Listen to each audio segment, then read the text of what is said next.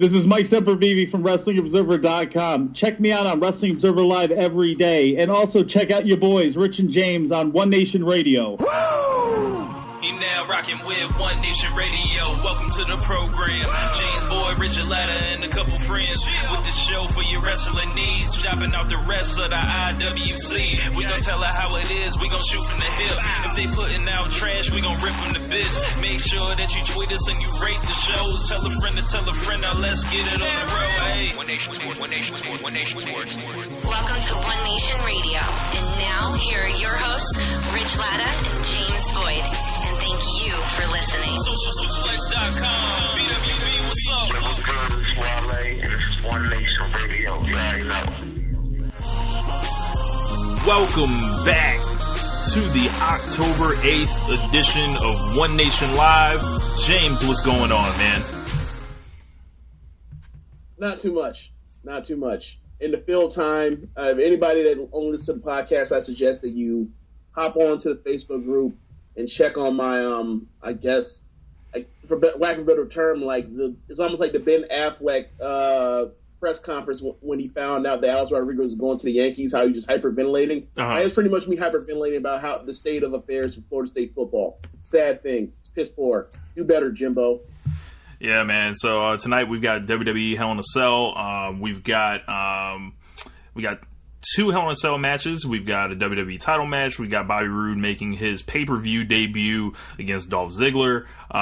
For those of you that didn't catch our full preview podcast that we put out Thursday, we're just going to recap a little bit of that and then talk about a couple other things today. We've got 20 years of Kane. We've got 20 years of the Hell in a Cell match. We've also got the NXT brand bringing back War Games, so more WCW stuff that is getting over in 2016 and 17. As you know, they did Goldberg, and then they have Starrcade, and now they got War Games. So I think we can talk about what more WCW stuff do we need to bring back. Also, running through big matches on television, that's also a WCW thing. Yeah. So the biggest match you potentially have, put it on TV. Yeah. WWE Hell in a Cell tonight is tonight, James. What are you thinking about this card? I've seen some folks say it could be the best pay-per-view of the year for SmackDown. How are you feeling about this? Yeah, I saw you and Dave talk briefly about it. You didn't disagree, and I don't really either, because a lot of it with WWE this year is, if you look at the cards on paper, you say, if things break well, they get out of their own way, they let their wrestlers wrestle, they don't piss off the crowd, they can have really, really, really entertaining cards. Or you can look at, stretches like the second half of the last pay-per-view. I'm sorry, the first half of, actually the first third of last pay-per-view, the last 3 hours or so of SummerSlam, the beginning, the first 2 hours, 2.5 hours of WrestleMania. They can put on some really good stuff. Royal Rumble, another example. They can do some really entertaining stuff, really good stuff, but sometimes they get in their own way with the booking. And, you look at, for example, you reference pretty much every single SmackDown pay-per-view aside from Elimination Chamber. And even, like we talked about for, ad nauseum almost, is Great Balls of Fire, where not a single babyface succeeded the entire night. So, unless you want to, of course, count murder. So, yeah, I think the card could be good. It's just, it has the potential. It definitely does. But, they could get in their own way. They could have fuck finishes left and right. So, we'll see. Hopefully hopefully this is a step in the right direction and gets SmackDown, on better footing. Yeah, man, because they really need a shot in the dark on there, a shot in the arm on pay-per-view. They've had a up and down year. It's been a year of experimentation, and that's pretty much personified by the WWE champion of that brand, Jinder Mahal. He's gonna be facing. I wanted to talk about a rumor I heard with with that match. So they're saying, I don't know where it's coming from, but I heard it online somewhere, that they are planning on having Hideo Itami debut to screw Nakamura and pretty much cause him to lose. And if you look at the setup, if he loses and then gets moved into another like blood feud, they'll get him out of there that way, and then Jinder can escape with the championship to whatever they want to do there. I just want to know how they're going to do a feud between Hideo Itami and Nakamura, who I hear had old country beef for some reason. But who's going to do all the talking? What is, what are they going to do? Do you feel like problematic stuff is on the way? Okay, so correct me if I'm wrong, but Itami's English is better than Nakamura's, right? I think so. I don't really know. watch NXT, but from the few things I've seen, it seemed like he is better with the language. He says respect me a lot like Kaya. Sorry? He says respect me a lot like Kaya. Oh my God! Like you gonna respect me? Those things are nothing alike, sir. Okay, so I can't even. Threw that man off. Okay, so, oh boy, wow. Okay, so for me, I mean, sure, cool. I just don't know, I'm trying to figure out how they're going to get around not doing any promo work or doing very little promo work to get it over. And I mean, given what we have with Nakamura and Jinder right now, maybe less is even better, right? But, and these two guys can probably kick each other really hard and not have to worry about it. They just go ahead and apologize ahead of time, and then just lay it in. Apologize. Well, look, apologize. They wrestle how they've always wrestled. like a Tommy get in the ring and be like, look how comfortable he was at NXT Takeover Brooklyn 3, where he's having a match with Aleister Black, and it looks like similar.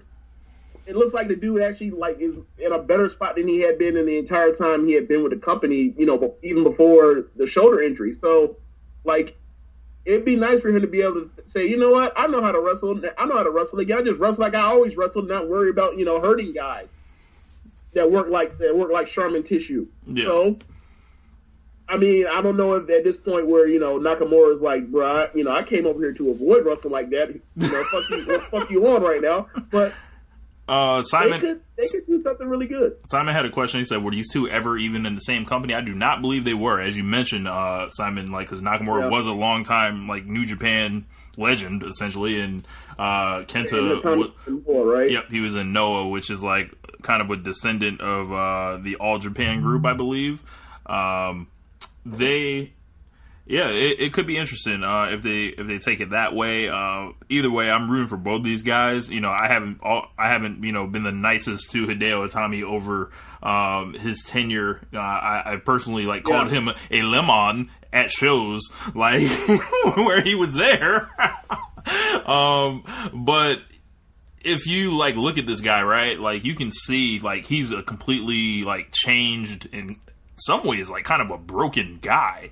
He's not the same. He doesn't have the same confidence. He's just a regular dude now. When he first showed up, it was yo, this dude's the international superstar. He's coming in to kill everybody, and then it's just something happened. I don't know what it was. It was he was snake bit with injuries, and then you have him linked to Finn Balor at the same time, and then you see Balor's success, and then he kind of gets left behind. He's a Jannetty in a sense. Simon had a comment. Wow. He was the story is there for Tommy to resent Nakamura for being more successful in WWE, but neither one can speak English, so this is why they need to go ahead and let these boys talk in their language and then just transcribe them, and put whatever you want on there as a story.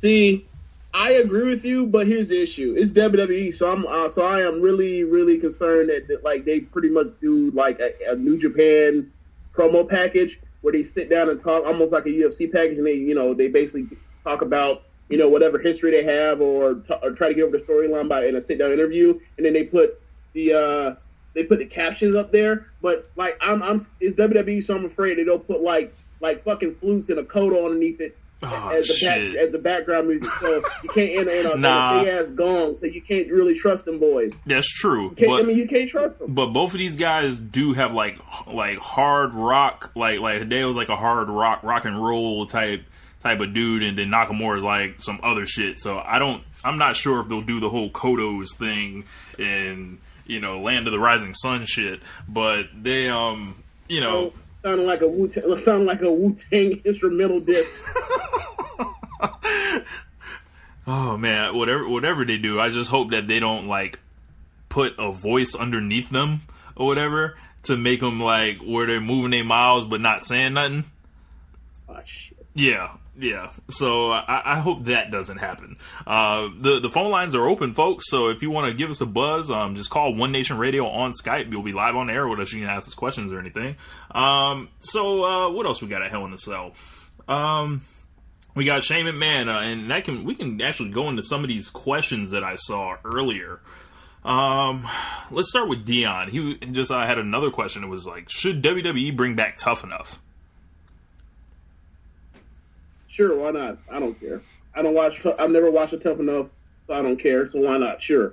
More programming I don't watch. I think they should do it like once, like every like 2 or 3 years. I don't think it should be a yearly thing because the folks that end up winning it usually like it doesn't work out for them. Like the guys that were popular in the show, I believe Josh is already gone. Sarah Lee's already gone. I could have called that at the time.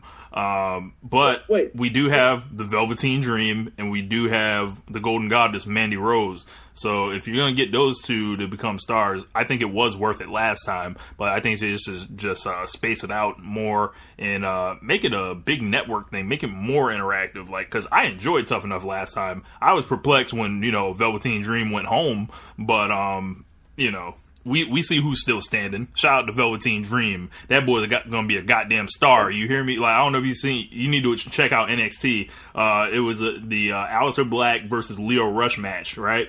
So we think we're about to get this match, right? Now all of a sudden, Velveteen Dream, who's in a feud with Aleister Black, lays out Leo Rush before the match happens. So everyone's like furious, heat on top of heat.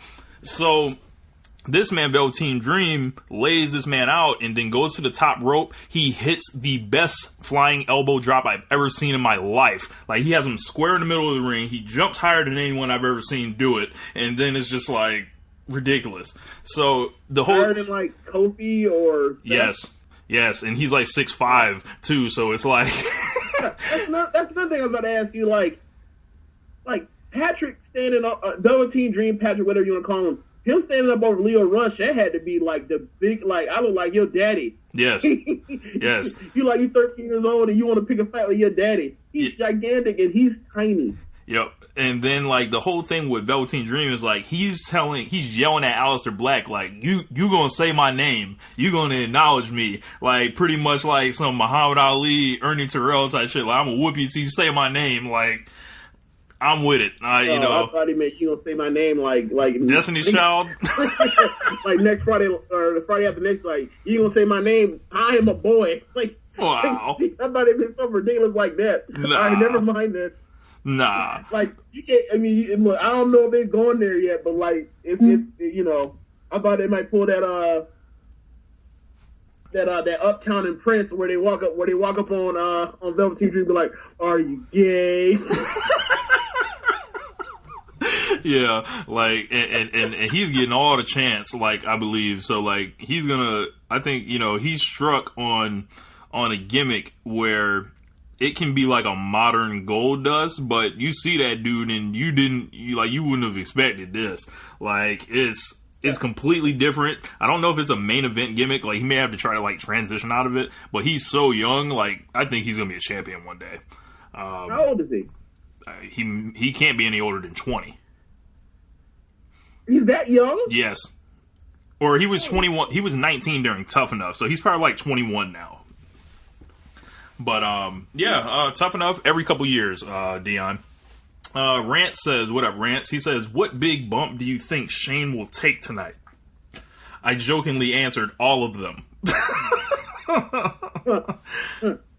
I mean, honestly, you can really tell because, you know, with that maniac, imagination, he could jump off of anything in the building. Like, he might jump off the Tron. Right.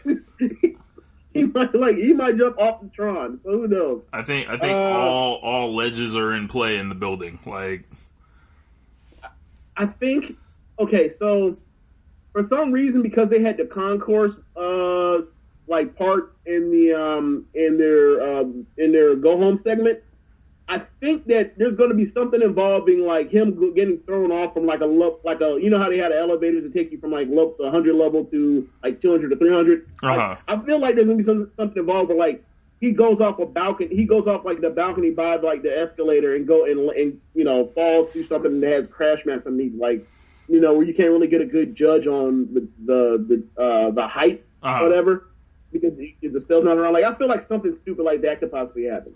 I think there's going to be, like as far as the finish goes, I think it's going to be a situation where Shane literally survives him. Like, they both go through, like, some type of hell, like, ridiculous fall, and then Shane, like, you know, gets an arm on top of him, and he beats Owens, and it's like, literally anyone could have won, and, you know, something happens like that, but it's going to be a ridiculous fall. It's going to be, like, 20 feet.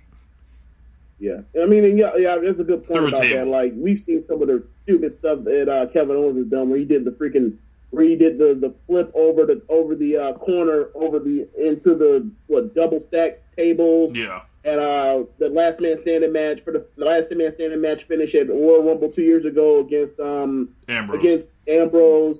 And then when he fell through the pyramid of chairs that were stacked up against Roman Reigns at Royal Rumble this year. Like, yeah, he'll do and I think some of the stuff that Sami Zayn has done to him in like ladder matches, like he bought that not life. Money in the Bank, but WrestleMania 32. Even I think that's Money in the Bank, where he basically puts him and drops, like, he basically body slams him on his back, like the middle of his back is on like the corner of the ladder, like stupid stuff like that. It looks like, you know, you could really get hurt. So, you know, Kevin Owens is about that life, and by about that life I mean stupid. All the way about that life.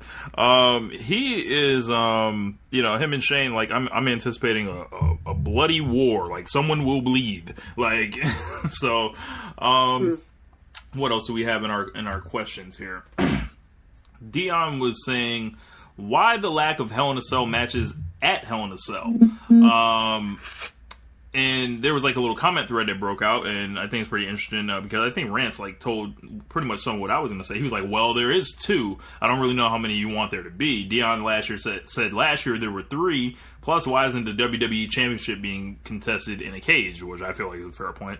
Rance said, "I personally rather not see 3 because it dilutes the match, and each match would have to be different. But the 2 they have tonight actually warrant the cell, don't you think?" So we'll spin off of that. I think pretty much like Rance was saying, like, you know, there are 2 Hell in a Cell matches happening.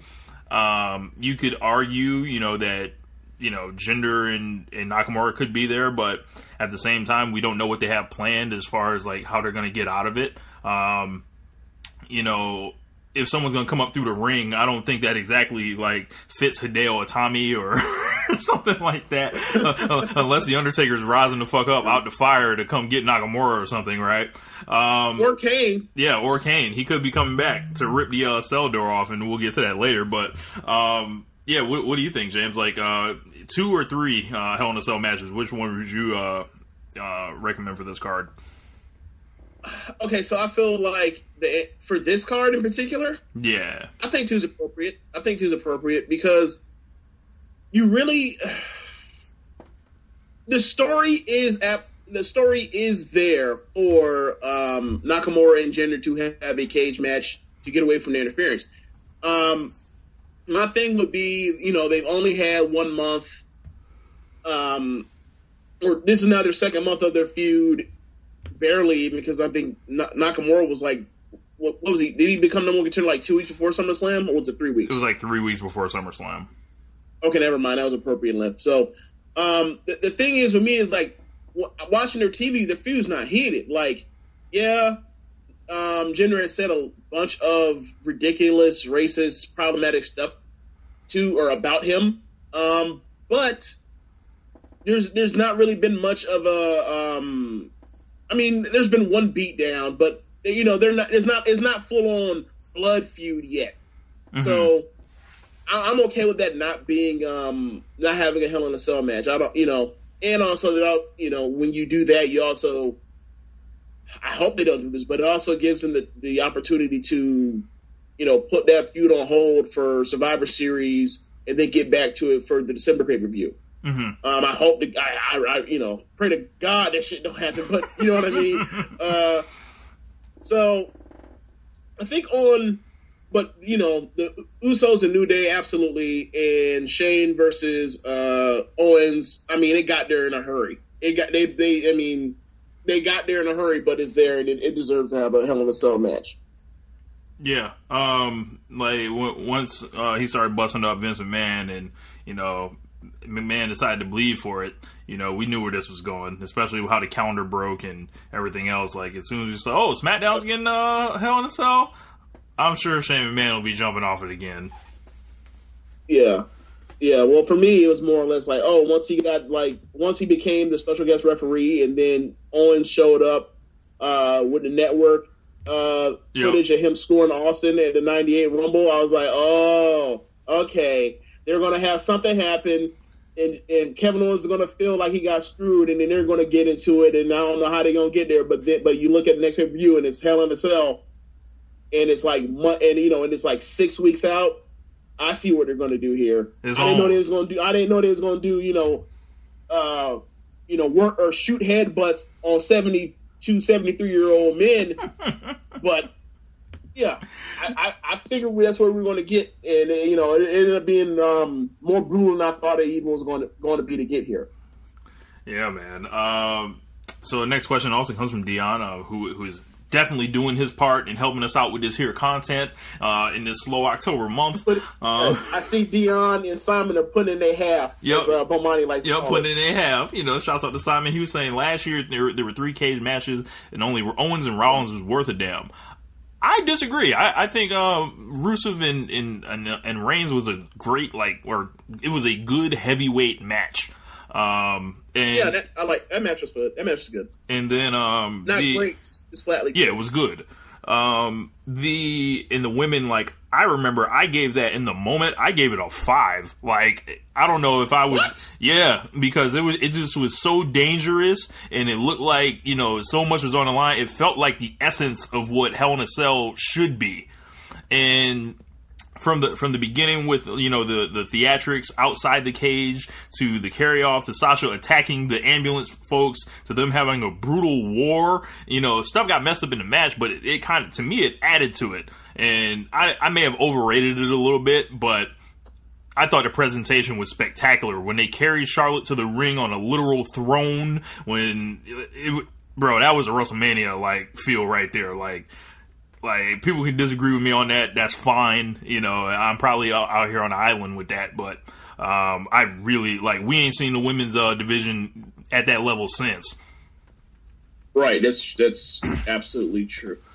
Well, it's kind of funny because didn't 2 or 3 weeks later, didn't they have their best match on the main roster after that between each other? And they were in Charlotte.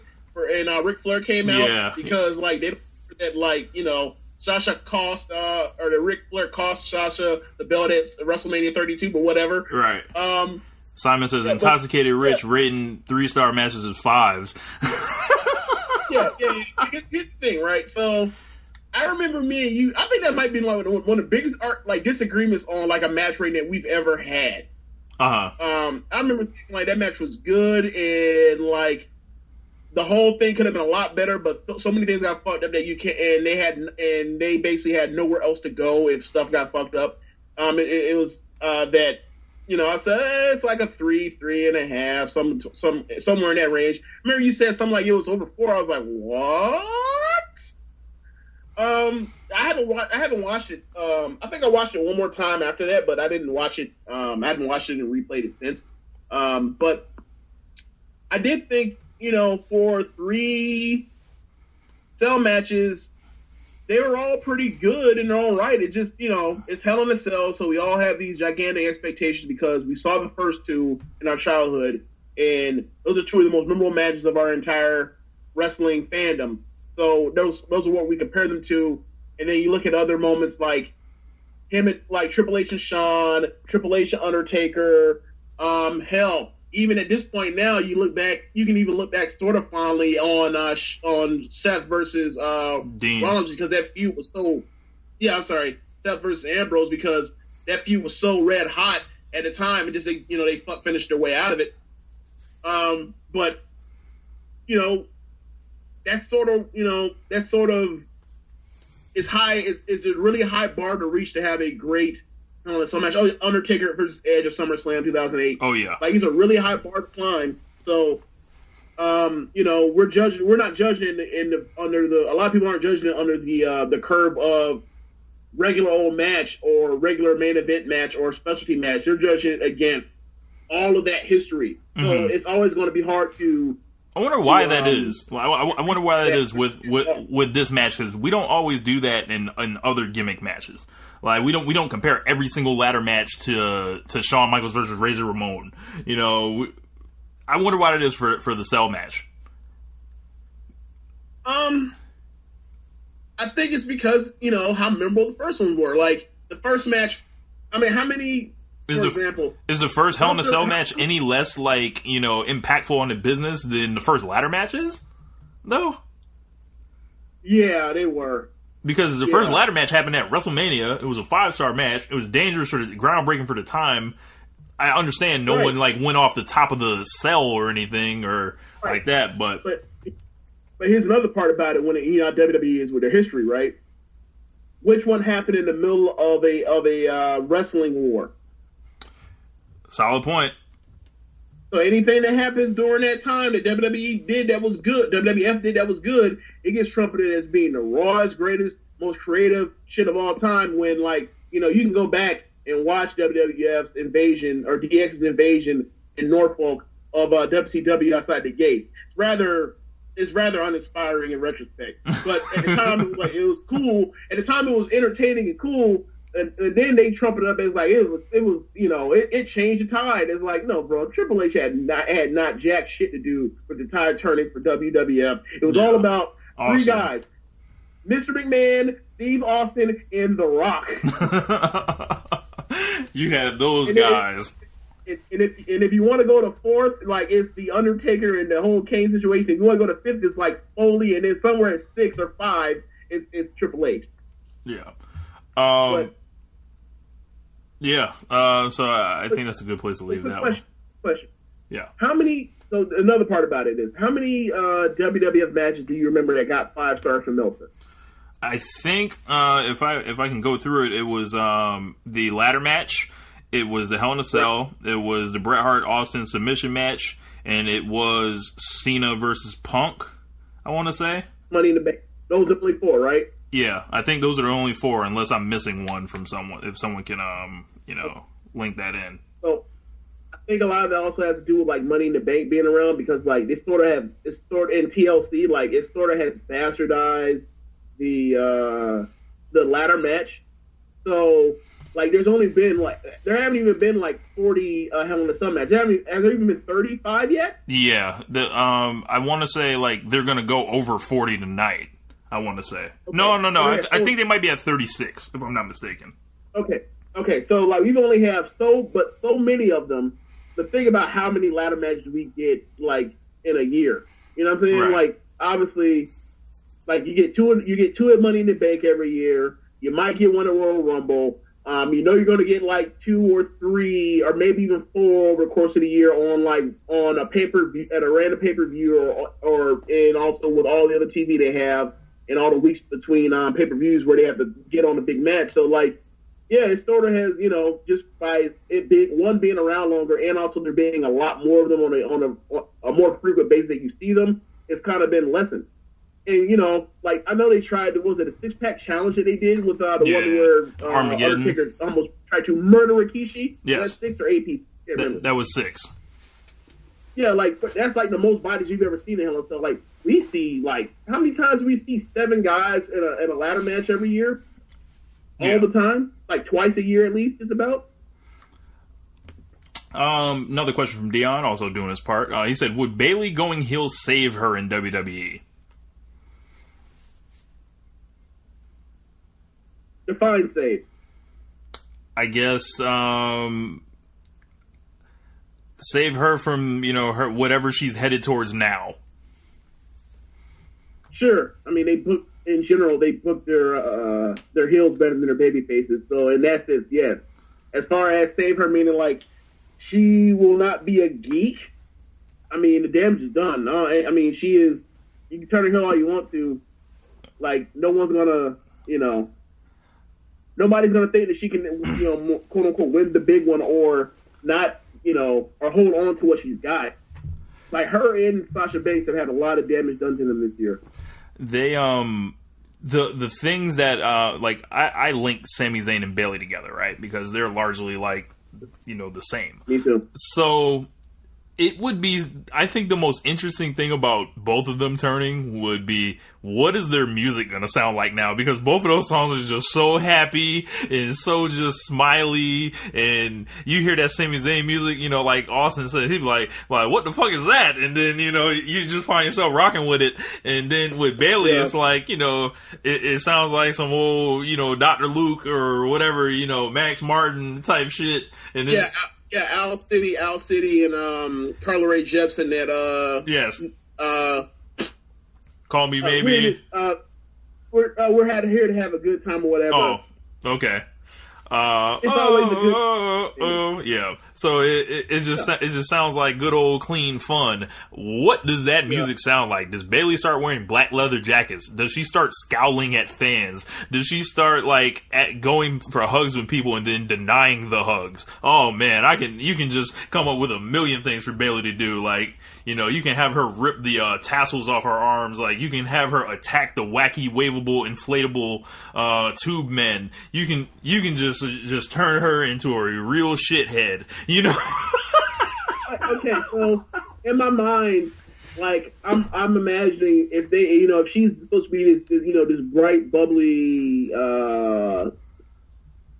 beam light or flash of light of a person, like beam of light of a person, then like either two things can happen. Either A, you can turn her into I've been waiting for them to do this with somebody, and I don't think they've really done it.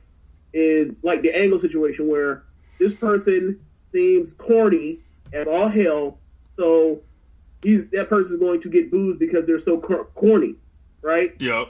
So in a sense, I guess you can say it's Cena, but they never really did the whole cheat thing with Cena, but they could do that with her because obviously it's already there. That's why people have turned on her, because they think she's corny.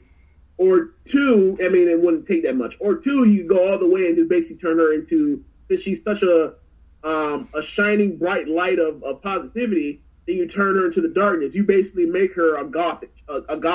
Oh my god! And you bring back Paige with her? No, well, I don't even think about Paige. Like, I think the thing with Paige is, it's there because of her complexion and also in her hair. The hair color. Like, would she be trafficking in that upside down star stuff?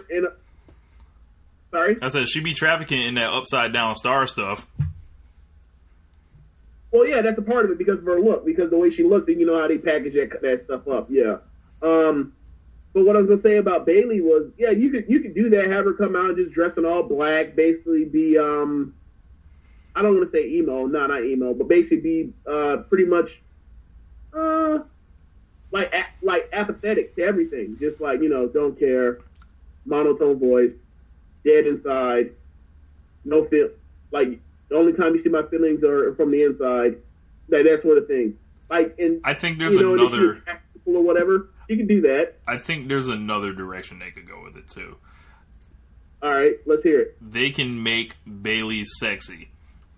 They'd be like, she's grown up. She's out here wearing tight dresses and heels and basically like saying, you know, like, just go the other way with it. Like, she's not on that quote unquote kid shit no more. So, and turn her into like, you know, not an Eva Marie type character, but like more just like, yeah, I'm off that shit now. Like I'm trying to get paid now. I know what I have to do for my image and all this other stuff. Like, Simon left a comment, don't save her. She don't want to be saved. Don't save her. She don't want to be saved. You know, in the words of... Well, that's great that we're talking about, you know, women, of course, and then we bring up like the lyrics from a super problematic song and then a remix of another problematic song, and we just put it all together, huh? Yeah. That's fantastic, Simon. That's fantastic. So, question from Rance. He says, respectability politics, you gotta love it. Yep. She has a lot of sex, so therefore she's not worthy. Unbelievable. He says, I know you guys are down on SmackDown, so if you could call up one NXT act, tag teams included, who would it be and how would you book them? That's a heavy question. So, seeing that I read this question a little earlier, I'll go first, James, and then you can think about who you might want on that. But I already have an idea where I want to go with that. It's not who you think, though. I think there are two options here. Obviously, the NXT champion, Drew McIntyre, I think that guy is like a super duper star waiting to happen. His entrance music, super hard. His entrance, ridiculous. Like, his whole aura, he's big as hell. He can wrestle. He has credibility, and, you know, as long as they don't just turn him into a generic dude like when Sheamus was a babyface, beating the hell out of everyone in 2011 and 2012, they could do something with that guy. Like, he eventually could be wrestling like either Jinder Mahal or like Roman Reigns or something like that. There's a whole built-in story with Jinder Mahal and Drew McIntyre that they could go. Right. They could say, you know, we were together back then, and you know, but one of us changed, and it's like both, like we went our, you know, separate ways, and you know, you could. I hate to say this, you can run that to like if we were calling them up like tomorrow, right? Like if they were gonna debut Tuesday night, like you could run that into Drew McIntyre essentially like rolling with him in the beginning, kind of, but you know, unwillingly, like not realizing this dude's changed, like he's not the same dude you was in 3MB with, and I feel like you have to acknowledge that history, but at the same time make it dead clear that this is not the same Drew McIntyre that it was, but at the same time McIntyre will find out this is not the same dude you was rolling with, and then, you know, you can run that to where he beats that man essentially for the championship, you know, depending on where you want to take it. You know, you don't have to go all the way to WrestleMania. You could do it at Royal Rumble. You could do it wherever. And then the other option I had thought of was Andrade Cien Almas. And this sounds like cheating because those guys are in the NXT title match at the next pay-per-view. But I would debut him in a feud with AJ Styles and let those two just go at it, with Andrade eventually being the man to take the U.S. title off of him in great matches, and so it doesn't look like AJ really lost anything except the title. That would be the only, you know, those would be the two that I would go with. Okay, so immediately for me, what came to mind was, for some reason, Authors of Pain against Rollins and Ambrose, and basically set it up to where it's almost like they're basically, those two guys are basically their Strowman's or his. Basically, it's like you pretty much have the tag team version of Strowman versus Roman or whatever, except in the tag team setting where two gigantic Leviathans, big brolic gigantic motherfuckers look like, you know, all the functional strength in the world. Yep. Versus these two top guys, and this clash of big man versus or you know, normal sized human beings versus gigantic Goliaths. And I think I think that could work really well. And then you throw in the Paul Ellering thing, and then, you know, worst comes to worst, you can always do Shield versus Author of Pain and Braun Strowman. Right. Like gigantic brawl of team gigantic brawl of motherfuckers versus the Shield. And I think that would be a nice spot. I mean, you could also do you could have them do New Day after they're done with the Usos. And that I just like the idea for some reason of, you know, like the Shield, like two Shield members going up against like guys that are dressed pretty much like bigger, badder Shield. I like the look of that. Just for me, like that's what sticks in my head. But you could also do New Day. That's right. And then if you do New Day, you can also do it to where like those guys are so dominant that they basically say, "We'll take you guys on 2-on-1 and have 3 against 2 handicap match." and just basically get away with it by having like the two guys, having the two gigantic dudes no sell a bunch of stuff like they do already in their NXT matches anyway. And all this would require Vince McMahon to actually use dudes from NXT, right? So we wouldn't hold our breath actually on any of that stuff. Comment from Dellin, he was saying, I can easily see Drew McIntyre as the face of SmackDown.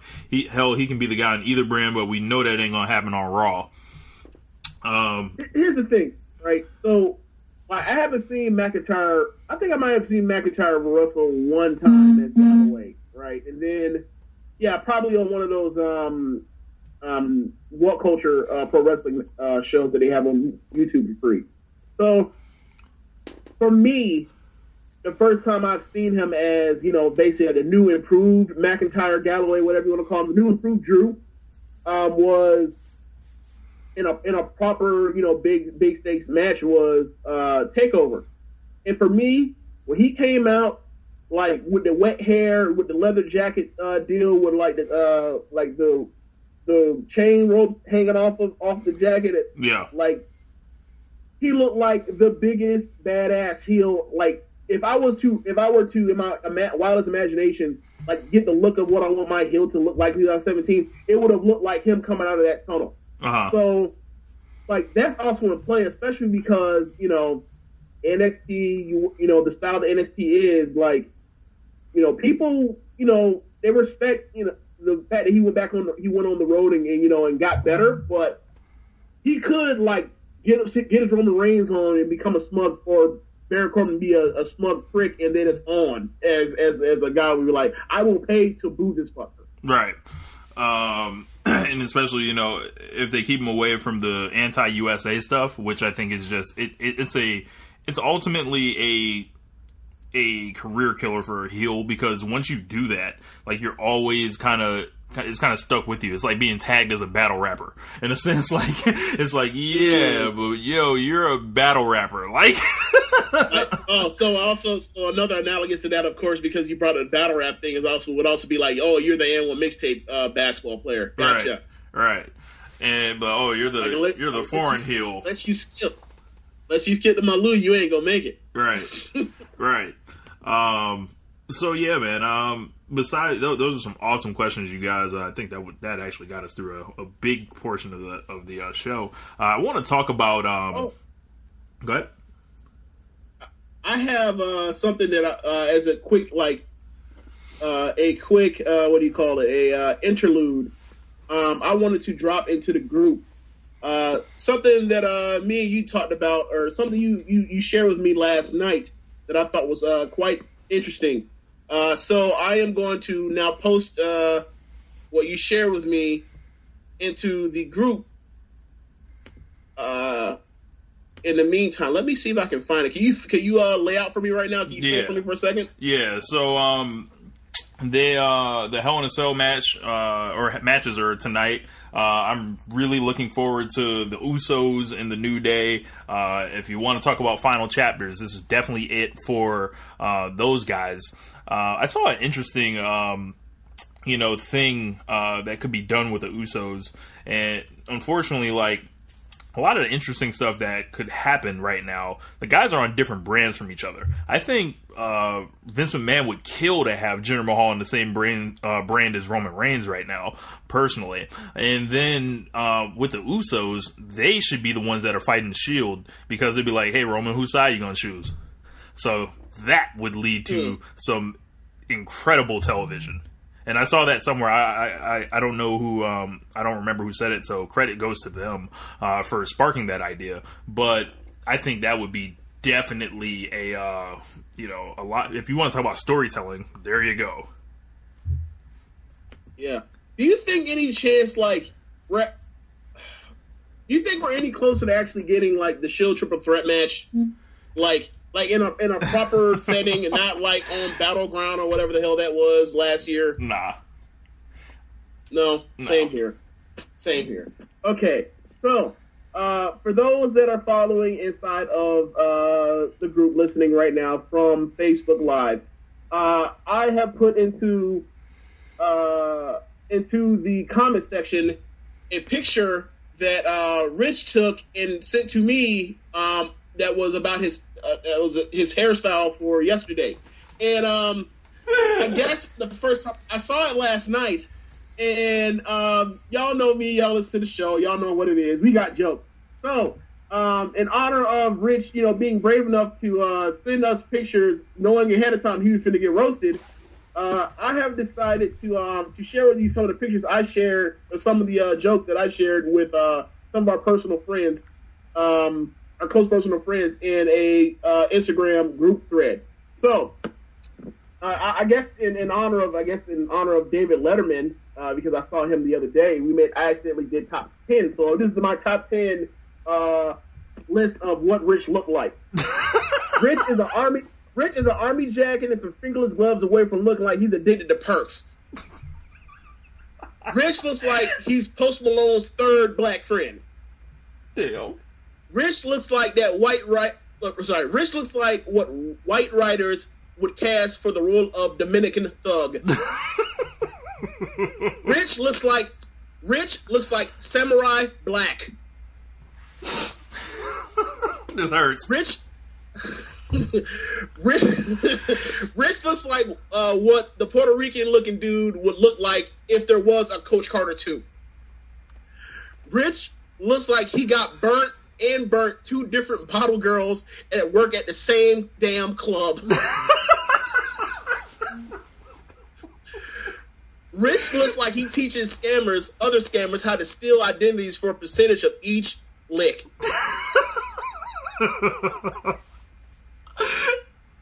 Rich looks like the no-good boyfriend that only lasts for 5 episodes in a story arc of a TV show before he winds up in jail or in rehab. And it's a valuable lesson for the female protagonist. Oh my gosh. Character development. Growth. Rich looks like he's a pair of skinny jeans away from thinking he can beat Chris Brown at dancing. I mean, I am pretty raw at dancing, Yeah. Yeah, right. I'm sure. Rich looks like he's never used a condom unless the girl first asked him if he had one.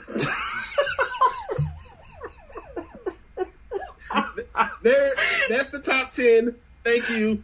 I'll be here all week. Oh my gosh, absolutely amazing. I love getting roasted. I went ahead and just sent it to them ahead of time because I knew it was coming. So last night the story goes like this. Like, my mom's like doing my hair or whatever, right? And then all of a sudden, like, someone's behind you don't know what they're doing, but I'm just like, she was like, yeah, your hair is long as hell. And I was like, what you mean as long as hell? So I turn around and then I feel like a piece of my hair and it's like so soft. I'm like, what the hell did you do? And then what she had done was she flat ironed it or whatever. And that's like the first time that had ever, like, I'd ever had something like that. And I was like, oh, so this is how Prince used to get his hair like that. Like, he went from the big fro and all that too. It was real straight and curly and, all that, as the term goes, body or whatever. But yeah, I said I'm gonna flat iron the whole thing one day and just see how it looks. So so I'll go ahead and post that picture too, and y'all can rip on me or whatever. It's all good. But you know what we should do? that picture should be cropped out that I sent in the group or whatever you have. I know you have the better picture of it. That should be for the podcast. That should be the picture for the podcast for this edition of One Nation Live. Oh my so gosh! You look at it, and they know what it is. Oh my gosh! Yeah, we could do that. We could do that. Yeah, but I thought it was at the least, like, I actually had a show last night, so that's why I was messing with my hair, and at the very minimum it would be like at least like, who is that dude wearing that hair like that? If they don't remember anything else, like, about the songs or whatever, it's like that dude looks different. So that's what it was. Black man, why you to quote somebody I know, black man, why you wear your hair like that? Yep. So it went ahead and proved a point with that. So, yeah, man. So the last couple things I want to talk about: Kane debuted 20 years ago this week, or in the Hell in a Cell match.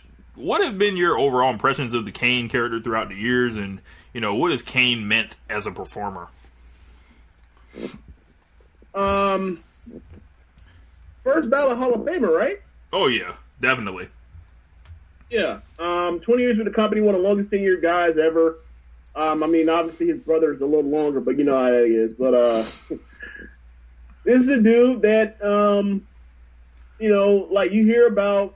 We were just talking about Hell in a Cell earlier about, the first match and why it was 5 stars, and that's a huge part of it is the storytelling involved in Kane ripping the doors off the damn handle and being going face to face with Undertaker and being bigger than Undertaker and laying him out with the tombstone, and also of course like the pyro on the ring post, which was like still shocking and incredible and like one of WWE's greatest quote-unquote magic tricks of all time.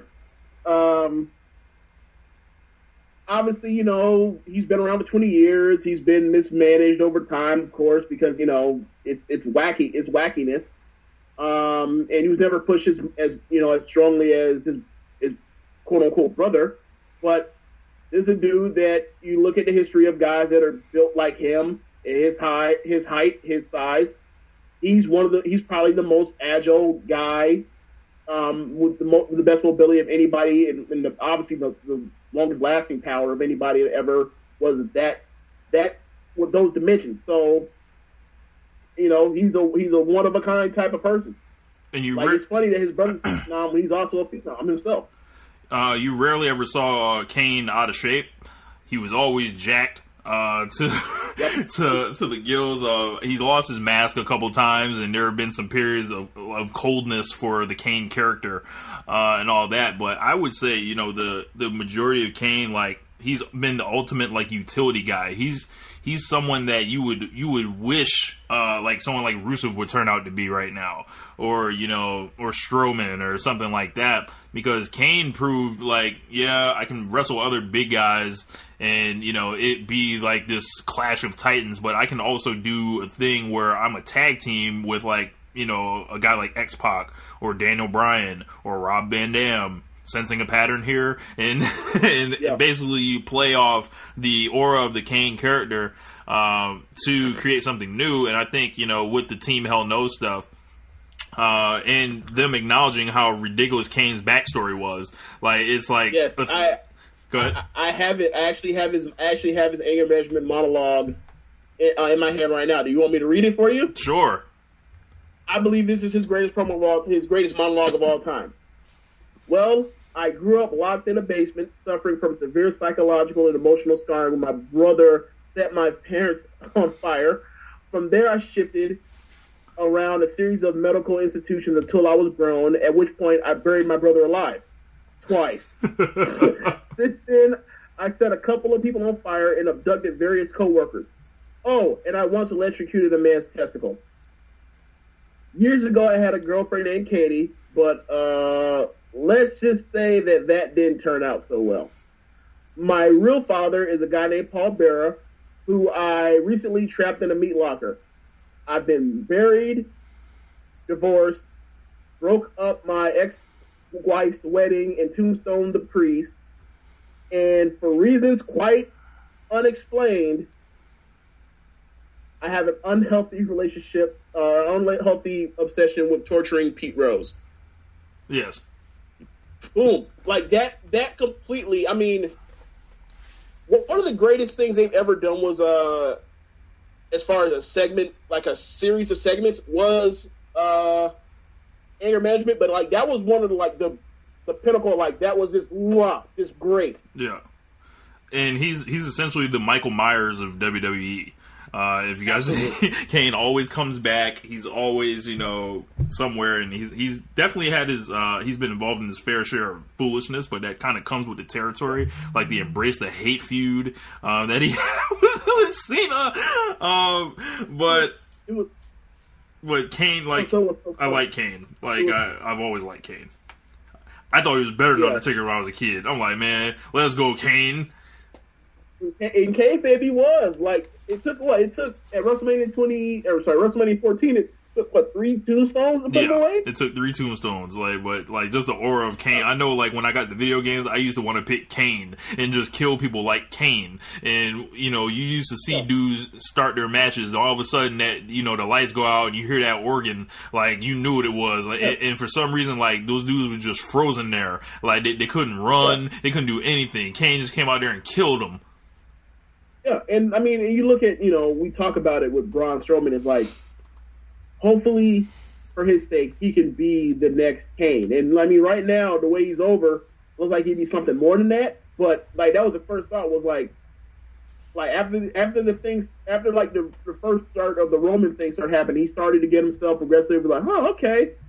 Like actually, after that Big Show match, that main event Raw, we're like, oh, okay, he's not completely a stiff yet. Or like we thought he was. Like, he actually is getting better. Like, maybe, he could be potentially like their next version of Kane. Where, like, and it's funny because now he pretty much is like the same at the Apollo. Anytime there's some whack shit on the screen, he comes out there and snatches dudes like Kane used to. Yes. Like, he used to do this on purpose. Where, like, you have 2 geeks in the ring in a match that nobody could possibly give a shit about. And then all of a sudden, Dark, that Oregon, that Fire, run for your life. and it was funny that you mentioned the Michael Myers thing, because that's actually in fact like what they were going for. Like, you look at his mannerisms and everything, like it's one part Undertaker, one part Michael Myers from Halloween, and Shake Well, and there you go. And that's in like, I think that's one of the great testaments to Kane is like Undertaker is such a one of one figure in the wrestling business, and they did the Underfaker and all the other shit, and they have never, ever found anybody that was even close to being able to mimic any of the Undertaker's idiosyncrasies and mannerisms. So, like, and he was able to do it, and he was originally, a guy that was brought up to lose to Bret Hart and be a fake dentist with shitty teeth. Yeah. Woo. So, like, like that dude is, like that's out. Like, as long as I live, like I could be, Alzheimer's and all this stuff, and be drooling at the mouth. And like, I will remember Kane as vividly as I remember, like, watching Iverson play. Like, I will always remember that organ hand and him and that pyro and him ripping off that door. That will always be a great memory. That's one of the greatest things, long term storytelling job they've ever done with this company. Yeah. So shouts out to Kane. Kane is now running for mayor of Knox County in Tennessee. So yeah, we might not see Kane around much more, but hopefully we can get one more appearance from Kane, so everyone can kind of show their give him his gratitude, or put him in the WWE Hall of Fame, however they want to do it. What else is on here? It looks like we've got compelling radio here. Compelling radio. 20 years since the first Hell in a Cell match. So the Hell in a Cell match, as we mentioned with Kane, this was like they kind of made their debut together, and they've kind of been, I don't want to say intertwined, but Hell in a Cell is like, forged its own, thing. It's made careers. It's like changed careers. It's ended them. It's kind of birthed them in a sense. When you realize like, how Triple H kind of became the master of Hell in a Cell at one point. Undertaker is always, considered that his match. And then I'm interested to see who makes it their match from now on. As we're not going to see those guys going forward as much in those matches, but the overall thing of Hell in a Cell, I used to think it was the coolest like looking match. This is just the most violent. This is dangerous. I like the old Hell in a Cell when it was low to the ring because it just looked so punishing and it was just insane. But is it also because it looked more unsafe than what we have now? Like this thing looks more a lot even for such an unforgiving. It looks like it's well reinforced. Like even. This one looks even more sterile than the first one. Right. They like the other one looked like anything could go wrong at any time, and sometimes it did. So yeah, Jesus. You can ask Mankind about that. Yeah. Like it's still like a shot to like. Okay, so when we talk about like the Jim Ross call of of him going through the table or going over the top through the table, like I think what gets lost in that and yelling and then get to the part where he gets backdropped or whatever and then he falls through the cage and like he's like someone stop the damn match and everything. Like I think one of the more forgotten like one-liner calls of all time is like after that happens, Lawler just like just instinctively like almost like he was just speaking like he like thought just basically came out of his head. Like he wasn't even realizing like he said it into the microphone. He was like, "That's it, he's dead." Yep, I knew exactly where you were going with that. He's like, "That's it, he's dead." Like and it's one of the funniest things ever because it's like Lawler is one of the kings of the one-liners in the history of wrestling, of pro wrestling.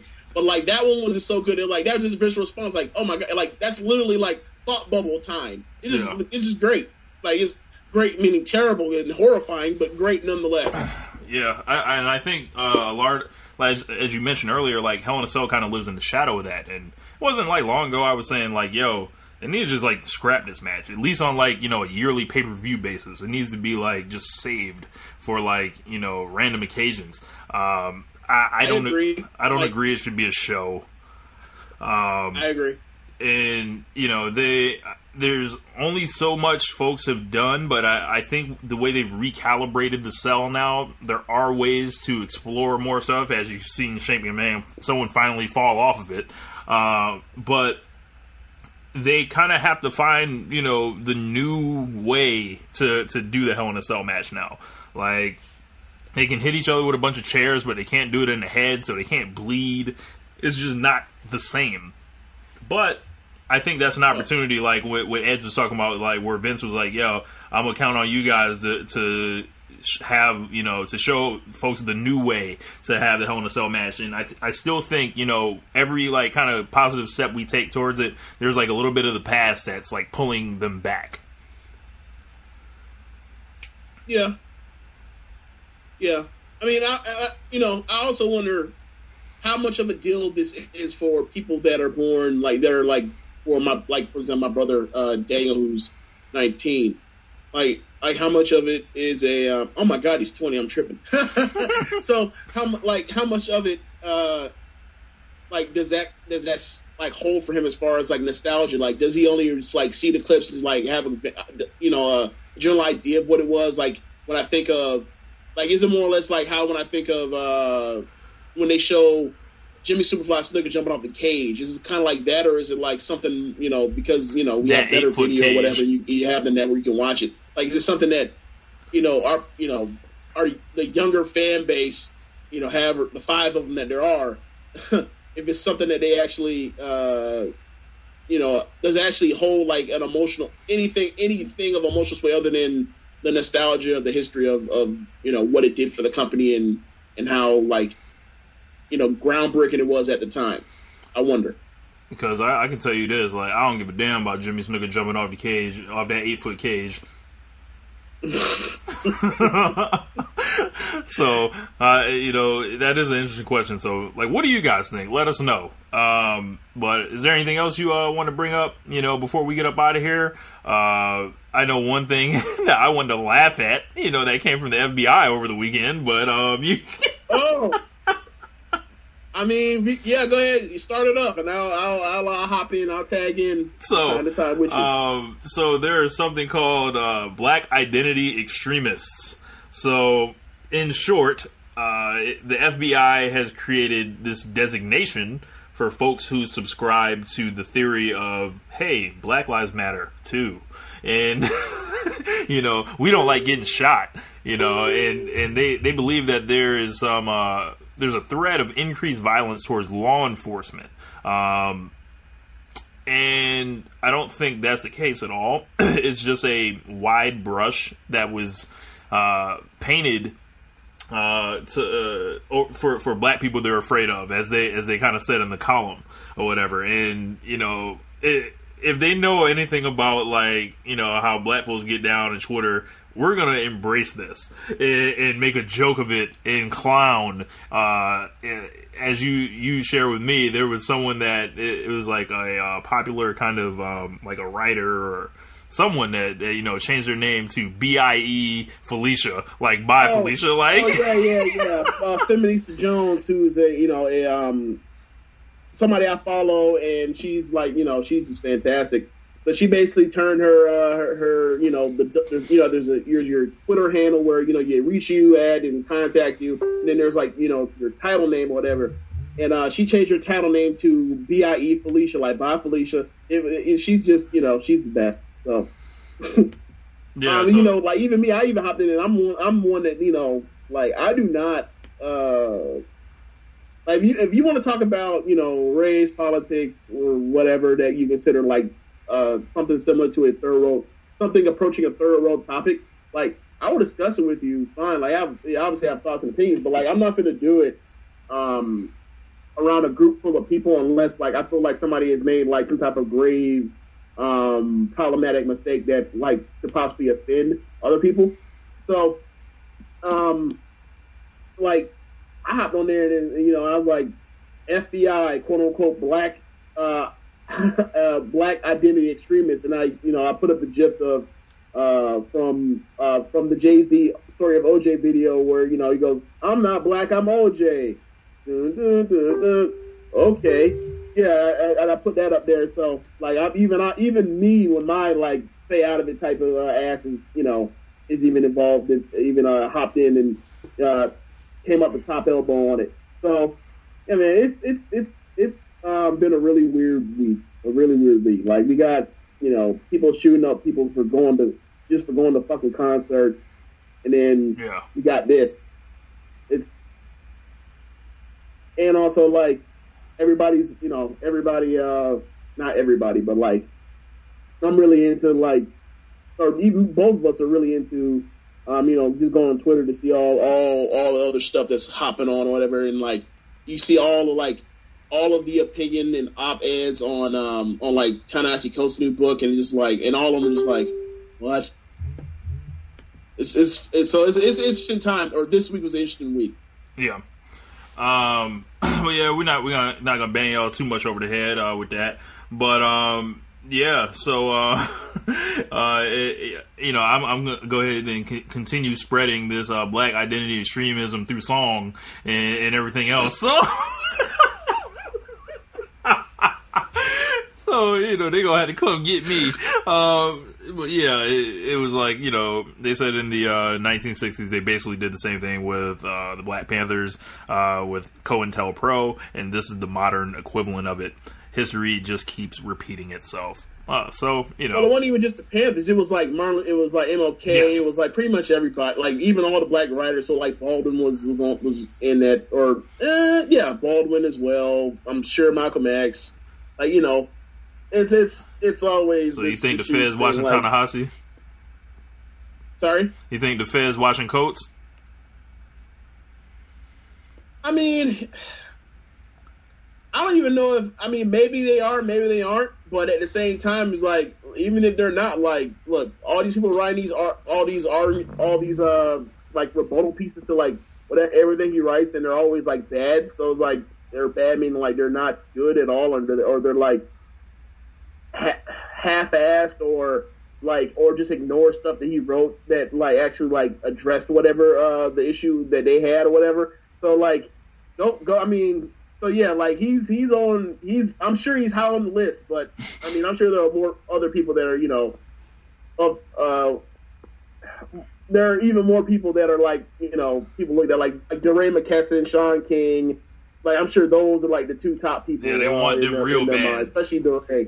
I just like to get in the top 5,000 one day. I think we're like around like 5,001 right now. So, like we way down on the list, but one day, I like to take, the black identity extremism, to new heights, if you will, All right. Yeah, that sounds good. Like I saw 13th just like you did. And you know what I remembered? What I quickly remembered after watching that? I was like, wow. Angela Davis, she took her ass to Cuba for political asylum, and she didn't come back until recently. She was a long time like 40 years. Yeah. So keep it up. Yeah. They're gonna run you out your own country. He's dangerous. One Nation Radio. We, we on the list, as they say. Yeah, probably are. Like, I never really thought about it until I think it was either Wres or someone was like, "This is like the Blackest podcast," and like going. I was like, "Huh." I mean, that's a hell of a compliment. I wasn't going for that, but I appreciate the love, bro. Yeah. Yeah, we know where we at, Yeah. Now can we intro out on this podcast with like buddy from CB4 doing "I'm black, y'all, and I'm black, y'all, and I'm blacker than black, and I'm black." I will download the audio and put it in there.